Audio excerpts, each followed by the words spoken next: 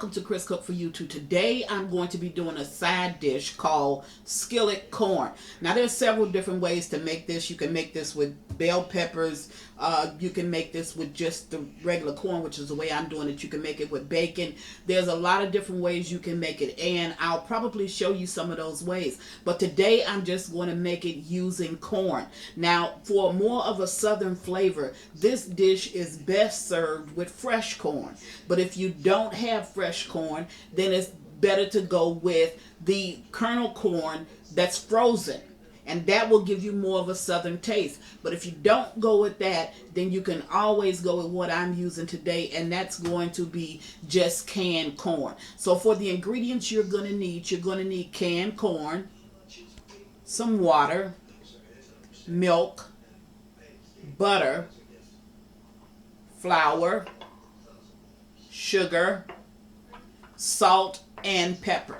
That's all you're going to need to make this delicious side dish. So I'm going to go away and just meet you at the stove. We'll be right back. Okay, now I'm at the stove, and in here I've already added my butter. And as you can see, it's starting to sizzle up. So to the butter, I'm going to go ahead and add my corn to that. Now I'm making a lot more than you would make. So when I put the ingredients, I'll put your ingredients for 2 cans of corn, and I'm using 6 cans of corn. So mine is going to be just a little bit more than yours. So what you want to do is you want to put all of your corn in the skillet, and if you notice, my corn is drained. My cans have been drained. And to that, you want to add your water, your sugar, your salt, and your pepper.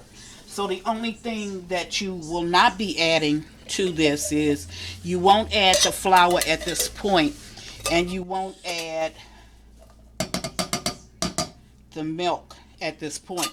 So you're going to allow this to cook over medium heat for 15 minutes, and that's just until all of your water can cook out of it that you've added. And then once your water cook out, then you're going to go ahead and add your flour mixture. Now what I'm going to do is I'm going to cover this with a top, and I'm going to allow it to cook, which is going to take about 15 minutes until all of my water has actually, I'm pouring my water in now, all of my water has actually cooked out. And I'm putting in my sugar. Gonna go ahead and add some salt to that. And I'm really not a big fan of a lot of pepper, so I'm gonna add just some shakes of pepper in that. Now I'm gonna stir this up, and I'm gonna cover this, and I'm gonna allow this to cook until all of my water has disintegrated. Once it has disintegrated, I'm going to bring you back. Now, while I have you, I'm going to show you how I'm going to do this. I'm just going to, this is my milk. Put my milk in the container, and I'm going to add flour to that. And the reason why I always do that early is because I want the flour to have a chance to dissolve. So my flour is going to dissolve, and then I'll pour it up when we come back, and I'll probably add just a little bit more of that butter that I have sitting over there. So I'll bring you back. I'm going to cover this, and I'll bring you back once all this water is out. Okay, now I'm back, and it's been almost 15 minutes. So, and as you can see, my water is almost out. So it's at this point that I'm going to go ahead and add just a little bit more butter down in this, and I have just enough water where it won't stick, and this is really a good amount of water for me to go ahead and add the flour mixture that I have sitting off here to the side. Now, even though I only stirred this one time when it was cooking for the 15 minutes, so now what I'm going to do is I'm going to add my flour mixture to this, and I'm going to stir this a little bit more, because now what I wanted to do is to thicken Now this is a good recipe, and I think that if you tried it, you're really going to enjoy it. And see, now it didn't take a long time for this to start to thicken up. So now what I want it to do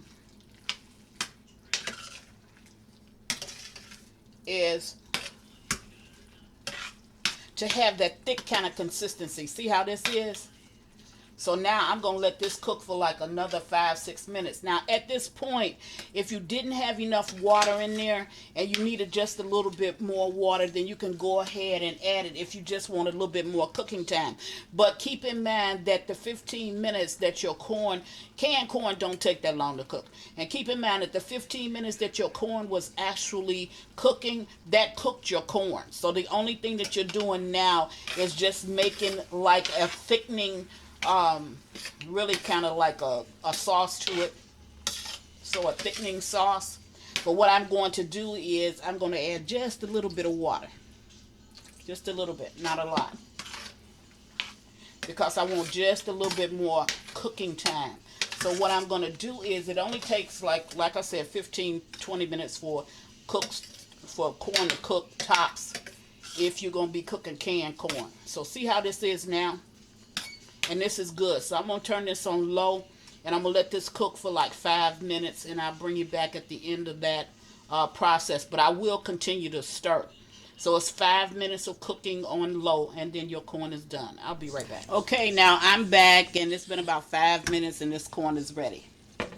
Okay, and that's what it looks like. Now I'm going to scrape this, but when you just before it sticks, you'll hear that little fry sound at the bottom. That's when you know that your corn is really good. Listen. Heard that? Heard that? See, just before it begins to stick. Okay, then it's done. Now, this corn is really good. I think that if you try it, you are truly going to enjoy it. I'm going to put just a little bit more butter in here. You don't have to do that.